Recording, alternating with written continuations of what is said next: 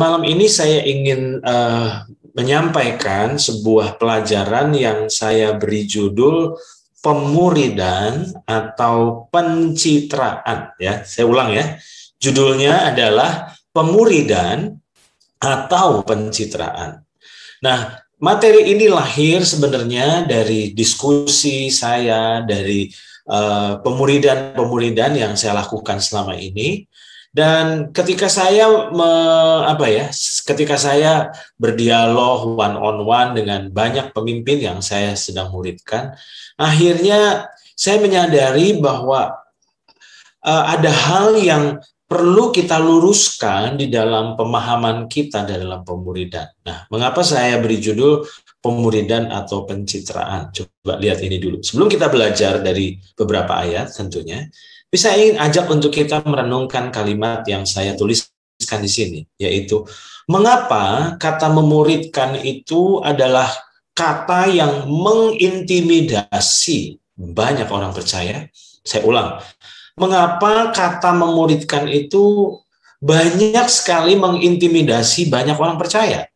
Maksud mengintimidasi yang saya katakan adalah banyak orang percaya yang sebenarnya memiliki kerinduan untuk memuridkan, dan berita tentang pemuridan pun menurut saya bukan berita baru. Berita pemuridan adalah berita yang sebenarnya terus disuarakan. Tapi seringkali banyak dari orang percaya yang merasa terintimidasi karena mereka sadar bahwa mereka harus memuridkan karena Tuhan ingin untuk kita memuridkan, tapi pada kenyataannya seringkali kita mengalami kesulitan saat mencoba melakukannya. Nah, mengapa saya katakan kata memuridkan itu kok mengintimidasi banyak orang percaya? Sehingga akhirnya tanpa sadar banyak orang percaya yang berkecil hati setiap kali ada berita tentang pemuridan. Nah, sekarang lihat ini saudara.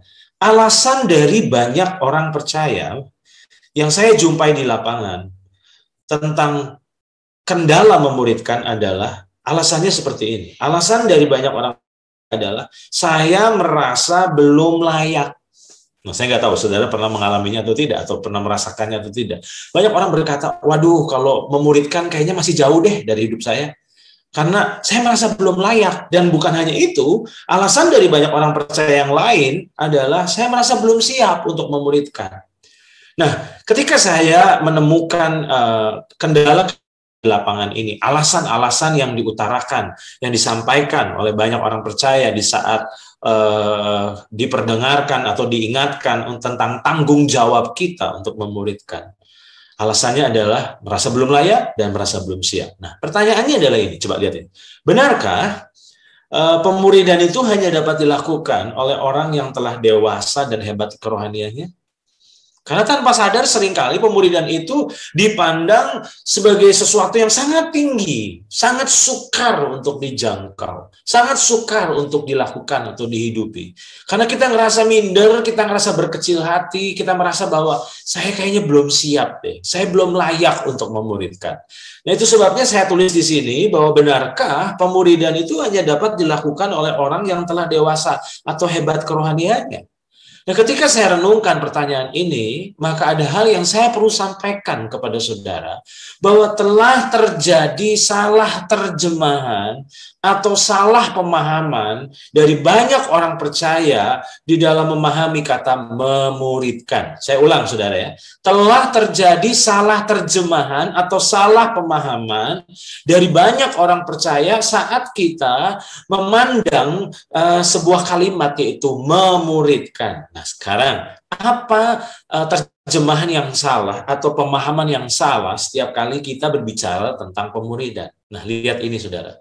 Di dalam Injil Matius pasal 28 ayat 19 sampai dengan ayat yang ke-20, ayat ini adalah ayat yang sangat terkenal.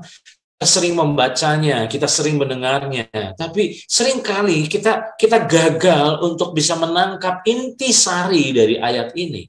Nah, Matius pasal 28 ayat 19 sampai ayat yang ke-20 saya akan bacakan bagi saudara.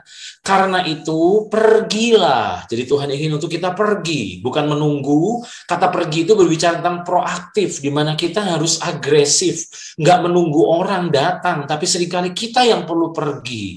Nah, itu sebabnya ayat ini berkata, karena itu pergilah, jadikanlah semua bangsa muridku. Ku-nya itu bukan ku kecil, ku-nya itu ku besar.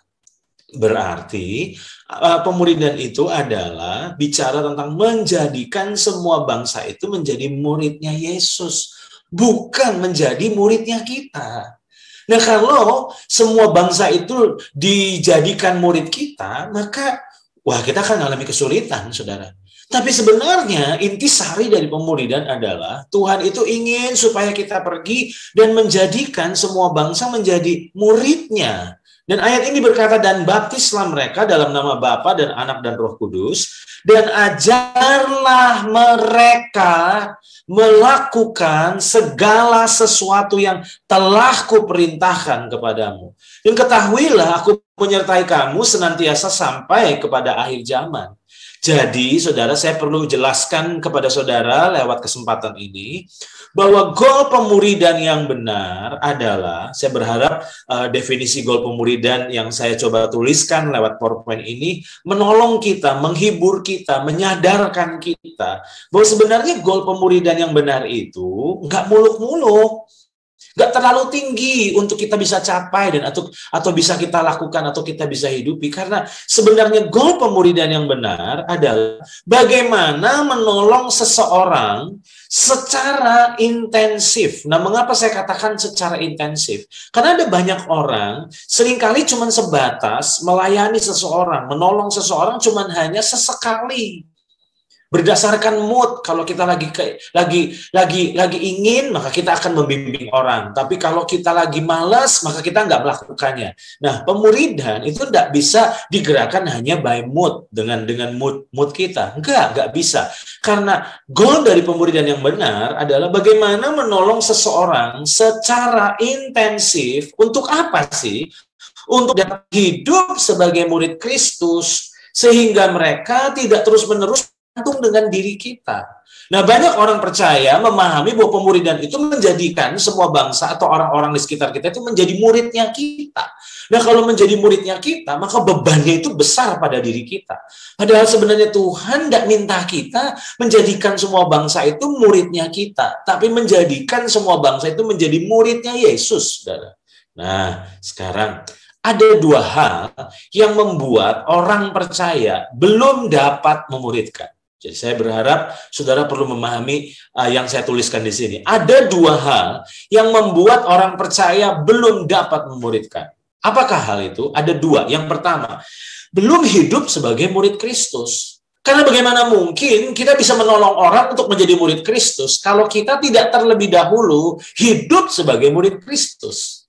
Nah, banyak sekali orang-orang percaya baru sebatas beragama Kristen. Baru sebatas cuma hanya datang kebaktian, rajin datang kebaktian, tapi kita belum sungguh-sungguh hidup sebagai murid Kristus. Nah, nggak heran kalau kita cuma hanya sebatas beragama Kristen, dan kita cuma hanya terhubung dengan Tuhan di waktu tertentu dan tempat tertentu. Kita cuma hanya formalitas beragama Kristen karena kita butuh keselamatan dari Tuhan, tapi kita benar-benar belum hidup sebagai murid Kristus. Maka nggak heran kita akan kesulitan saat kita memuridkan orang. Saya mau ingatkan kepada saudara, pemuridan itu bukan calo rohani, saudara. Apa yang saya maksudkan dengan calo rohani? Calo itu saat seseorang menolong untuk sampai ke sebuah tempat yang orang tersebut sebenarnya belum pernah ke sana atau tidak ke sana. Nah, banyak sekali orang-orang percaya tanpa sadar sedang menjadi calo rohani, di mana kita mencoba memuridkan orang, padahal kita sendiri belum hidup sebagai murid Kristus. Dan saya yakin, kalau saudara dan saya benar-benar belajar hidup sebagai murid Kristus, maka sebenarnya memuridkan orang itu bukan hal yang susah. Ingat ya, saudara, itu yang pertama. Hal yang pertama yang membuat orang percaya belum dapat memuridkan, menurut saya, di saat orang tersebut belum hidup sebagai murid Kristus. Nah, yang kedua, hal yang kedua yang membuat orang percaya belum dapat memuridkan, menurut saya adalah di saat mereka belum melakukan kehendak Tuhan. Nah, makanya jika saudara kembali ke Matius pasal 28 ayat yang ke-20, firman Tuhan berkata, dan ajarlah mereka melakukan segala sesuatu yang telah kuperintahkan kepadamu. Jadi, kalau kita tidak pernah menjadi pelaku firman, kalau kita tidak belajar hidup dalam ketaatan terhadap kehendak Tuhan, bagaimana mungkin saudara bisa menolong orang untuk hidup dalam kehendak Tuhan?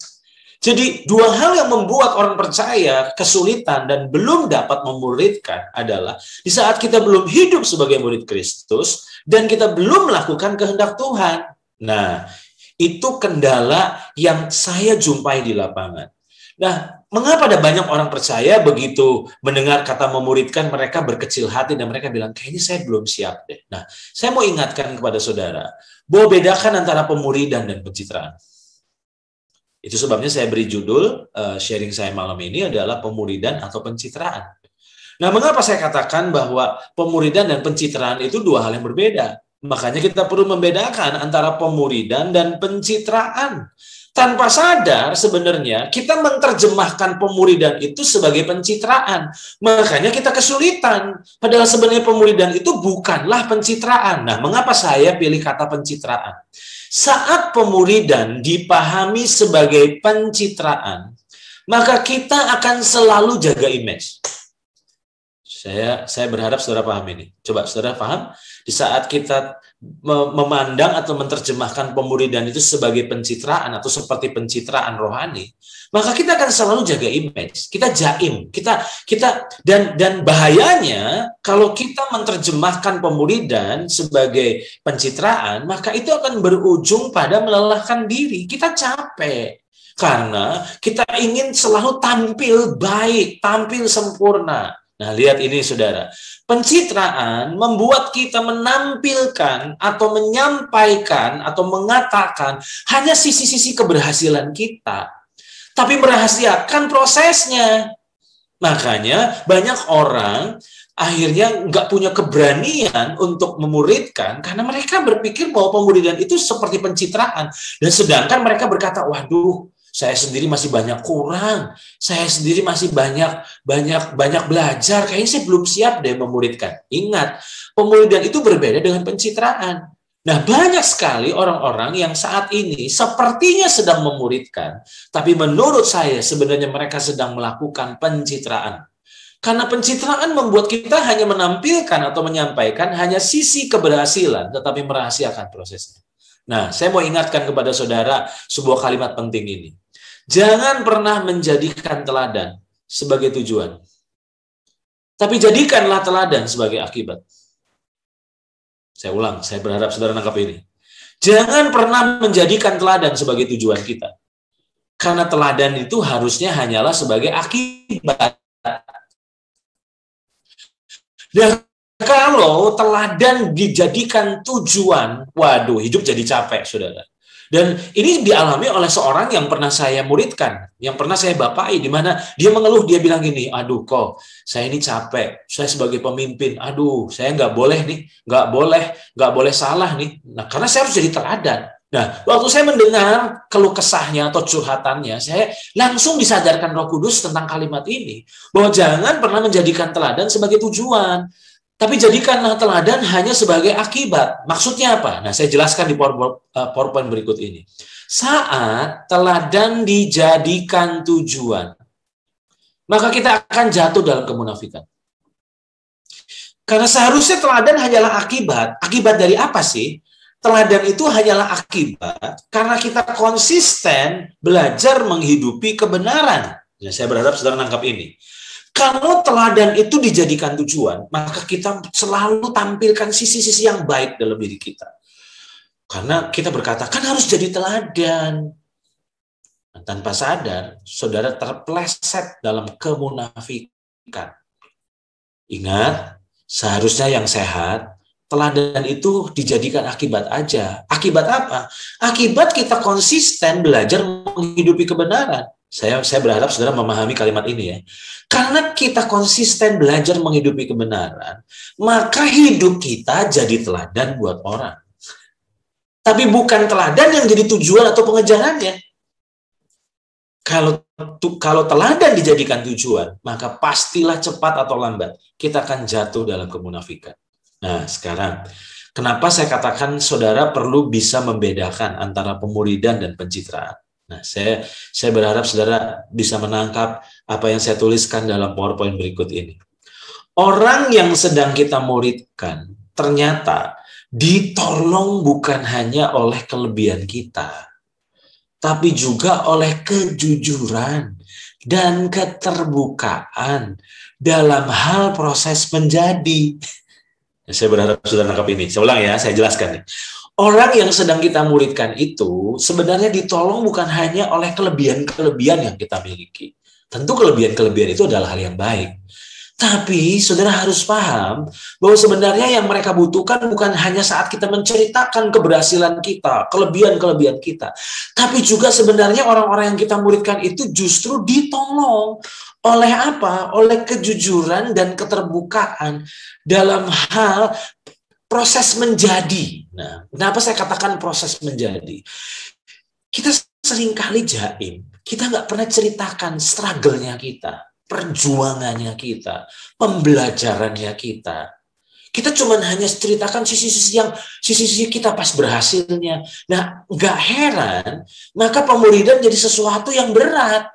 Nah, sebelum saya lanjut, saya mesti berkata jujur kepada saudara bahwa materi ini terinspirasi dari kesaksian dari John Maxwell, saudara. Saya nggak akan pernah lupa, satu kali John Maxwell itu menjelaskan pengalamannya. Jadi dia itu diundang di salah satu konferensi atau retreat untuk menjadi pembicara. Dan apa yang terjadi? Kebetulan John Maxwell itu pembicara di sesi penutupan atau di sesi terakhir. Nah, karena dia sudah hadir dari awal, maka dia ikuti sesi demi sesi. Nah, bersama dengan istrinya, dia ikuti sesi demi sesi. Dan ketika dia sedang mempersiapkan untuk sesi penutup, John berkata kepada istrinya, jika kita perhatikan pembicara pertama, kedua, ketiga, kita melihat bahwa pembicara itu selalu menceritakan keberhasilan-keberhasilan mereka. Lalu John akhirnya berkata kepada istrinya Margaret, dia bilang, saya punya ide, nanti di sesi penutup saya nggak akan ceritakan sisi keberhasilan saya, tapi saya akan ceritakan sisi kegagalan-kegagalan saya. Wow. Dan apa yang terjadi, saudara? Akhirnya tiba saatnya untuk John mengisi sesi terakhir dan dia mulai bukan menceritakan sisi keberhasilannya, tapi dia menceritakan sisi kegagalan-kegagalan yang pernah dialaminya, proses pembelajaran dalam kehidupannya, proses menjadi. Saya garis bawahi kata proses menjadi itu diceritakan, dijelaskan, dan ternyata, saudara, respon dari peserta, mereka tertawa, mereka terhibur. Di situ akhirnya John belajar sesuatu. Saat kita cuma hanya menceritakan sisi keberhasilan kita, maka apa yang terjadi? Itu hanya membangun gap antara kita dengan orang yang kita muridkan. Tapi saat kita mulai belajar jujur, mulai belajar terbuka, dan kita menceritakan proses yang kita alami, proses pembelajaran yang kita alami yang gak selalu berhasil, ternyata itu menghibur orang, saudara. Saya diberkati loh, saudara. Saya nggak perlu sebut. Ada beberapa hamba Tuhan yang saya pernah dengar pengajarannya lewat YouTube ya. Dan ketika dia ceritakan dengan jujur pergulatan batinnya, di mana dia bergumul dengan sisi perfeksionisnya. Di situ dia ceritakan betapa dia bergulat dengan sisi apa kalau saya bilang dark side dalam hidupnya. Dan dia ceritakan proses di mana dia melewati kegagalan dan akhirnya dia berhasil melewati itu menjadi pribadi yang lebih serupa Kristus. Di situ saat saya mendengar kejujurannya, keterbukaannya, jujur saudara, saya sangat diberkati. Saya sangat diberkati karena saya merasa berkata, ya ampun, ternyata bukan hanya saya yang punya pergumulan itu. Ternyata hamba Tuhan yang senior, yang saya kagumi, yang saya hargai, yang saya hormati, ternyata juga bergumul hal yang sama. Dan ternyata lewat kejujurannya, lewat keterbukaannya, itu justru jadi membangkitkan semangat dan pengharapan dalam diri saya. Berbeda ketika saya hanya mendengar hamba-hamba Tuhan yang hanya menceritakan sisi kesaktiannya, keberhasilannya, kesuksesannya. Justru saya jadi makin terpuruk. Saya makin merasa, waduh memang saya bukan orang hebat. Kalau dia memang hebat. Tapi aneh ketika ada hamba-hamba Tuhan berani jujur. Pemimpin-pemimpin yang berani menceritakan terbuka tentang proses pembelajarannya. Itu sangat memberkati. Nah itu sebabnya hari ini. Kenapa seringkali kita kesulitan dalam memuridkan? Karena kita selalu berpikir bahwa pemuridan itu adalah hanya menonjolkan sisi-sisi kesuksesan kita. Sisi-sisi kemenangan kita. Nah, lihat saudara, ini yang saya dapatkan ketika saya menyusun materi ini. Banyak orang takut terbuka karena takut menjadi batu sandungan. Nah, saya nggak tahu saudara nangkap ini atau tidak. Ada banyak pemimpin-pemimpin yang bilang begini, nanti kalau saya terbuka, nanti orang-orang akan tersandung, orang-orang akan kecewa dengan saya. Padahal kan saya pemimpin, padahal kan saya harus jadi teladan. Nah, saya mau katakan kepada saudara, saudara perlu memahami, banyak sekali orang takut untuk terbuka, untuk jujur, karena takut menjadi batu sandungan. Nah, yang saya perlu jelaskan adalah poin berikut ini. Bedakan antara keterbukaan akan kekurangan diri dengan kejujuran menceritakan proses menjadi. Nah, saya nggak tahu saudara nangkap ini atau tidak. Tapi saya coba mau jelaskan sebentar ya. Bedakan antara keterbukaan akan kekurangan diri kita dengan kejujuran menceritakan proses yang kita alami.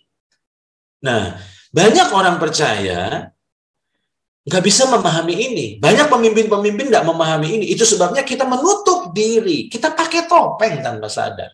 Kita tidak pernah jujur. Nah, saya nggak bilang bahwa kita perlu mengumbar kekurangan diri kita. Karena yang kita perlu jelaskan di mana kita jujur dan kita terbuka adalah kejujuran menceritakan proses yang kita alami, pergumulan yang kita alami. Nah, sekarang lihat PowerPoint berikut ini, saudara. Saat kita belajar taat, apakah kita langsung dan selalu berhasil? Saya ulang, berharap membuat kita merenung, saudara.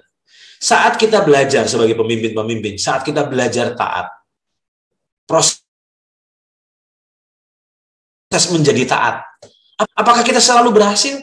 Tentu jawabannya tidak. Sebenarnya kita nggak selalu berhasil. Tapi saat kita memuridkan orang, kita nggak pernah cerita loh sisi struggle-nya kita, sisi perjuangannya kita. Padahal sebenarnya ketika kita mulai berani untuk jujur, berani terbuka, maka sebenarnya itu justru menolong orang-orang yang kita muridkan. Di forum-forum pemuridan atau pembapaan yang saya lakukan dengan anak-anak rohani saya, dengan orang-orang yang saya muridkan, saya sering menceritakan tentang pergumulan saya. Saat saya dilukai oleh seseorang, dan saya di situ belajar untuk mengampuni, saya menceritakan proses perjuangan dan pergulatan batin saya. Saya ingin mengajak mereka untuk menyadari bahwa setiap kita sebenarnya sedang sama-sama belajar. Nah, itu sebabnya pertanyaan ini tolong direnungkan untuk dijawab, bahwa saat kita belajar taat, apakah kita langsung dan selalu berhasil? Jawabannya tentu tidak. Pasti kita akan gagal seringkali. Kita pasti jatuh. Kita jatuh bangun bahkan. Dan ketika saya merenungkan hal ini, saya diingatkan dalam Amsal pasal 24 ayat 16. Apakah itu? Firman Tuhan berkata, sebab 7 kali orang benar jatuh, namun ia bangun kembali. Nah, masalah dari banyak pemimpin, masalah dari banyak orang-orang yang sedang memuridkan, kita cuma hanya menceritakan keberhasilan kita, kemenangan-kemenangan kita. Tapi kita nggak pernah belajar menceritakan juga tentang bagaimana kita bangkit dari kegagalan, bagaimana kita keluar dari tekanan, bagaimana kita benar-benar bisa akhirnya walaupun kita gagal, tapi akhirnya kita nggak putus asa dan kita bangkit mencoba kembali bersama dengan Tuhan. Dan ternyata kejujuran kita dalam menceritakan proses menjadinya itu adalah hal yang sangat berharga dalam pemuridan. Nah, sekarang sudah lihat ini. Saat kita menceritakan hanya keberhasilan kita, maka seringkali hal itu dapat mengintimidasi orang-orang yang kita muridkan. Tetapi berbeda, kejujuran dan keterbukaan kita akan proses menjadi, akan proses pembelajarannya, justru memberikan penghiburan, penyemangat bagi orang yang sedang kita muridkan. Nah, itu sebabnya saya perlu kasih peringatan kepada saudara. Apa peringatan dari saya? Peringatannya adalah, jangan sampai saudara, ketertutupan kita itu sebenarnya adalah manifestasi dari kesombongan kita. Saya ulang ya saudara. Jangan sampai kalau kita nggak pernah cerita tentang perjuangan atau proses pembelajaran kita, di mana ternyata kita pernah terluka loh, ternyata kita pernah benar-benar kepahitan loh sebagai pemimpin, tapi di situ kita nggak menyerah, kita nggak membiarkan diri untuk dikuasai oleh kepahitan, tapi kita berjuang, dan perjuangan itu kita ceritakan, kita bagikan dengan kejujuran, dengan keterbukaan, bukan untuk mengumbar aib kita tentunya, tapi justru untuk menjelaskan kepada mereka bahwa orang yang sedang memuridkan mereka juga bukan orang yang sempurna, orang yang belum sempurna, yang sedang belajar untuk sempurna. Nah, itu sebabnya hati-hati saudara, jangan sampai ketertutupan kita adalah manifestasi dari kesombongan kita. Karena kalau nggak hati-hati, seringkali kita cuma hanya menceritakan sisi-sisi yang berhasil, kemenangan-kemenangan kita, dan kita menutup diri, kita merahasiakan proses kita. Ternyata itu bisa saja manifestasi dari kesombongan kita. Nah sekarang, coba saudara perhatikan PowerPoint berikut ini. Sadarkah saudara bahwa Tuhan kita adalah pribadi yang super jujur? Kenapa saya katakan bahwa Tuhan itu adalah pribadi yang super jujur? Dan ini terlihat dari Alkitab yang kita baca loh saudara. Kenapa saya katakan hal ini? Bukankah Alkitab yang saudara baca setiap hari, 66 kitab itu, berisi bukan cuma hal-hal yang baik loh saudara. Tapi dengan jujur Tuhan menceritakan kejatuhan dari para tokoh-tokoh Alkitab. Nah pertanyaannya adalah, apakah kejatuhannya itu menginspirasi kita untuk jatuh? Tentu tidak. Apakah kejatuhan dan kegagalan mereka itu akhirnya menjadi pembenaran kalau toh kita jatuh? Bukan itu tujuannya. Tapi Tuhan sedang mengajar dengan jujur kepada kita bahwa tokoh-tokoh yang besar seperti Abraham, dia ternyata pernah berdusta berapa kali bahwa Sarah itu adalah istrinya. Dia tidak mengakui Sarah sebagai istrinya. Bagaimana mungkin sebagai seorang yang besar, yaitu Abraham sebagai bapak orang beriman, tapi itu dicatat dalam Alkitab. Tentu itu bukan menginspirasi untuk kita pun berbohong, tapi itu untuk mengajar kita bahwa ternyata nggak ada yang sempurna sebenarnya. Tapi setiap orang sedang terus belajar untuk menjadi sempurna. Sekarang, saudara, saya ingin ajar untuk kita belajar dari 3 kasus, lalu saya akan selesai. Dan saya berharap dari 3 kasus ini menginspirasi kita bahwa ternyata kejujuran dan keterbukaan itu sebenarnya sangat memberkati kita. Jika kita diberkati oleh kejujuran mereka, bukankah seharusnya kejujuran dan keterbukaan kita juga bisa memberkati orang-orang yang sedang kita muridkan? Nah, yang pertama, kita akan belajar dari pemazmur, saudara. Di dalam Mazmur pasal 73 ayat 2 sampai ayat 5, ayat 12 sampai ayat 14 dan ayat 16. Di sini kita bisa melihat bahwa sekali berpemazmur ternyata pernah mengalami titik gelap dalam hidupnya. Nah, saudara bisa perhatikan dan saya akan bacakan. Tetapi aku sedikit lagi maka kakiku terpeleset. Jujur banget ini orangnya. Sedikit lagi maka kakiku terpeleset. Nyaris aku tergelincir. Sebab aku cemburu kepada pembual-pembual. Wah, dia terbuka banget ya. Coba perhatikan. Karena aku melihat kemujuran orang fasik. Sebab kesakitan tidak ada pada mereka. Sehat dan gemuk tubuh mereka. Mereka tidak mengalami kesusahan manusia. Dan mereka tidak kena tulah seperti orang lain. Sesungguhnya itulah orang-orang fasik. Mereka menambah harta benda dan senang selamanya. Coba saudara perhatikan. Pemazmur itu sedang curhat tentang pergulatan dalam batinnya. Melihat tentang ketidakadilan sepertinya. Yang dia jumpai dalam kesehariannya. Perhatikan. Puncaknya ayat 13. Sia-sia sama sekali. Aku mempertahankan hati yang bersih. Dan membasuh tanganku tanda tak bersalah. Namun sepanjang hari aku kena tulah dan kena hukum setiap pagi. Tetapi ayat 16, ketika aku bermaksud untuk mengetahuinya, hal itu menjadi kesulitan di mataku. Saat saya membaca Mazmur ini, bukankah Mazmur satu ini adalah Mazmur yang sangat berbeda dengan Mazmur yang lain? Mazmur-mazmur yang lain contohnya begitu indah. Di dalam Mazmur 23 contoh, itu mazmur yang penuh dengan atmosfer iman, Saudara. Tapi Mazmur 73 ini adalah mazmur di mana pemazmur sedang menceritakan dengan kejujuran tentang pergulatan batinnya.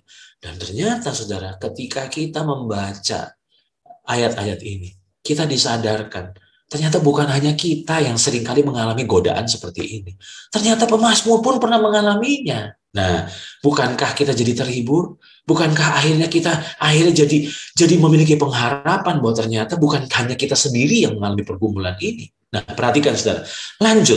Di dalam Mazmur pasal 73, ayat lanjutannya itu ayat 17 dan 19, dia jujur di ayat-ayat sebelumnya tentang pergulatan batinnya. Dia mencoba memahami Tuhan, memahami keadilan Tuhan, dan dia sukar dan gak bisa memahaminya. Tetapi apa yang terjadi? Apakah dia cuma hanya menceritakan sisi-sisi itu saja? Tidak. Dia menceritakan prosesnya. Prosesnya apa? Dalam ayat 17. Sampai aku masuk ke dalam tempat kudus Allah dan memperhatikan kesudahan mereka. Sesungguhnya di tempat-tempat licin kau taruh mereka. Kau jatuhkan mereka sehingga hancur. Betapa binasa mereka dalam sekejap mata. Lenyap, habis oleh karena kedahsyatan. Nah, kembali saya katakan bahwa ketika kita membaca Mazmur 73 ini adalah Mazmur yang menghibur. Kalau ada orang-orang yang sedang kecewa dengan Tuhan, yang sepertinya mereka berkata, di mana keadilan Tuhan? Kok saya sudah sungguh-sungguh sama Tuhan, tapi kok hidup orang-orang dunia, orang-orang yang tidak kenal Tuhan, justru kayaknya lebih enak, lebih nyaman dari saya.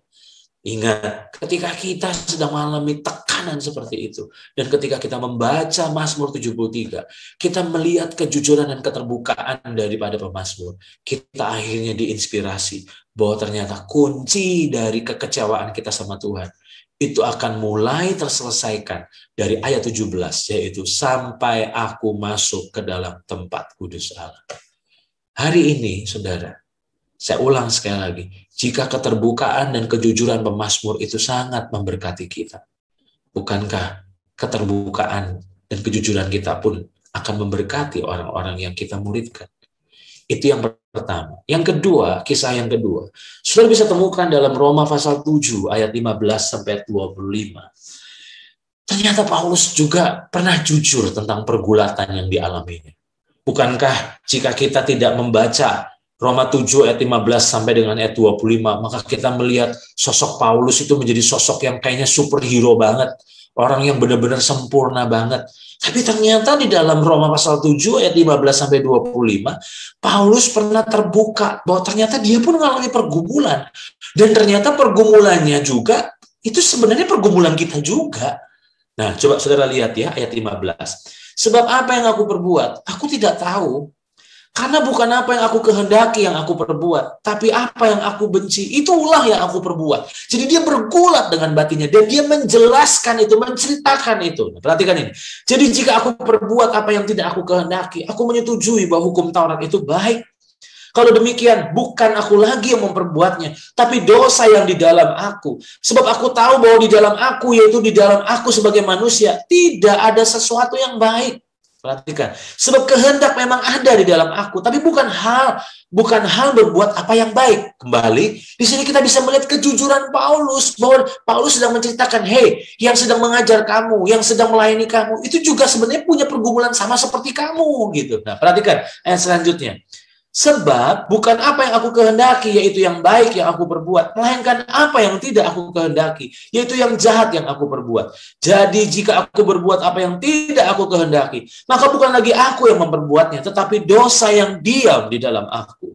Demikianlah aku dapati hukum ini. Jika aku menghendaki berbuat apa yang baik, yang jahat itu ada padaku. Sebab di dalam batinku aku suka akan hukum Allah, tetapi di dalam anggota-anggota tubuhku aku melihat hukum lain yang berjuang melawan hukum akal budiku dan membuat aku menjadi tawanan hukum dosa yang ada di dalam anggota-anggota tubuhku.